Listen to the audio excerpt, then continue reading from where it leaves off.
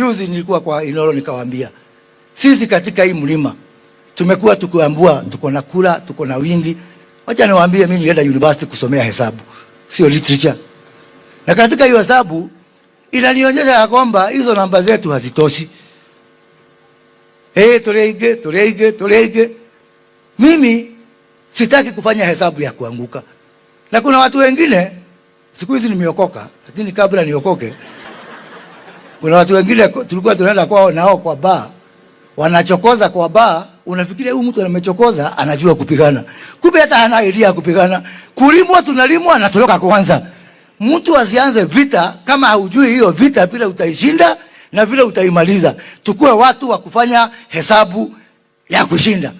Hata hawa watu wamekuja kwa upinzani sababu sisi tulianza vita, hatujui vile tutamaliza, ni sisi tumewaalika.